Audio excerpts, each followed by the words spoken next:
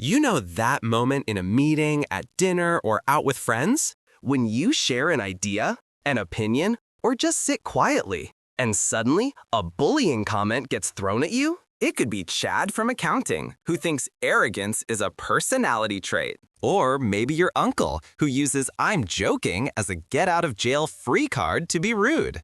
Suddenly, the whole place goes quiet. All eyes are on you, like it's a social ambush. In that moment, your head fills with 1,000 lame ideas. Do you answer and make a scene? Or do you laugh a lame laugh to seem lighthearted and not upset? Or do you stay quiet, blowing up inside, looking like a statue? Any of those choices is a loss. You've tried them, often in front of people, and the one testing you is just a small, arrogant guy. You leave, replaying the situation in your head, inventing the perfect reply. Talking to yourself until someone walks in and thinks you've gone crazy. Anyway, you're not alone. There are a lot of us. Our goal? The quest for unshakable calm. Let's be honest, the idea of punishing someone or getting revenge sounds exhausting.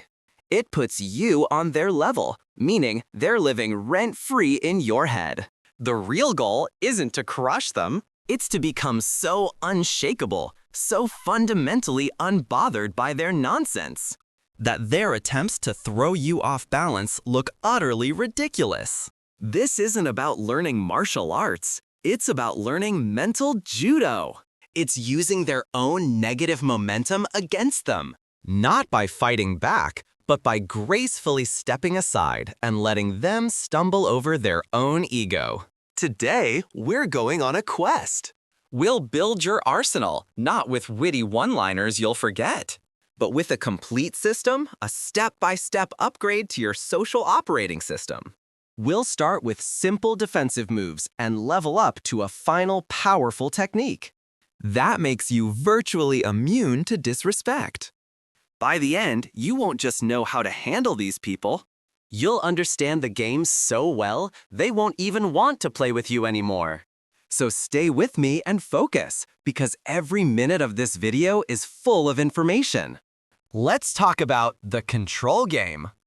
Before we learn the moves, we have to understand the opponent's strategy. This isn't a random attack, it's a carefully laid trap. My golden rule for social conflict: whoever provokes you, owns you. The moment you react emotionally, you've lost. When someone disrespects you, they're launching a control test. They're casting out a line baited with an insult, waiting to see if you'll bite. The emotional reaction bait. They want you to get angry, your face to flush, your voice to crack. An angry response is a trophy for them. It says, "I got to you. I have power over your emotions." The justification trap. They want you to defend yourself. The moment you start nervously explaining, you've validated their attack. In the social court of opinion, the one who justifies looks guilty. The awkward laughter gambit.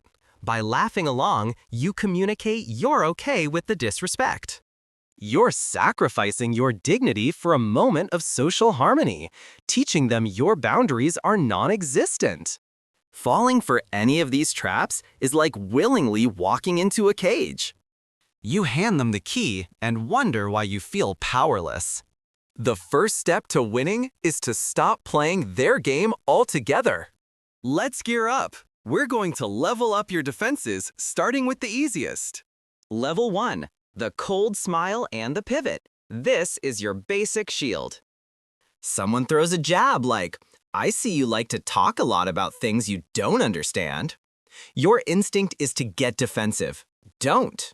Instead, you deploy the cold smile. It's not a real smile. It's a tiny, almost imperceptible lift at the corners of your mouth.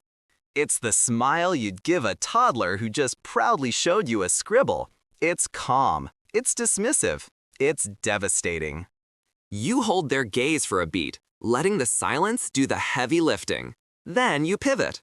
You either continue your original point as if they never spoke, or you calmly turn to someone else and ask them a completely unrelated question.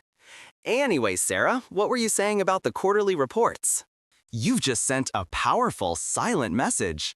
Your comment was so insignificant, it didn't even register as an interruption. They're left holding their conversational grenade while you've already moved on. Level 2, the understated boundary. Sometimes ignoring it isn't enough. If the disrespect is persistent or crosses a clear line, you need to set a boundary. But you don't do it with anger. You do it with surgical precision. Let's say it's that uncle with the jokes. After he says something out of line, you don't address it in front of everyone. You wait. Later, when things are calmer, you approach him one-on-one and say in a low, firm, and completely neutral tone, "Hey, I know you don't mean anything by it, but I don't appreciate jokes about my career. Let's keep that off the table." No anger, no drama, just a clear statement of fact. You're not asking for his permission, you're informing him of a rule. If he's a decent person, he'll be mortified and stop. If he gets defensive, you've learned something very important about his character. Which brings us to level 3, the strategic exit. Your presence is a privilege. It is not a right. One of the most powerful moves you can make is to simply leave. If you've calmly set a boundary and it gets ignored, or if you're in an environment where disrespect is the norm, you don't need to announce your departure. You don't need to storm out. You just go finish your drink, politely excuse yourself, and walk away. Walking away from a situation that is unworthy of your time is the ultimate flex. It says, I value myself and my peace more than I value your company.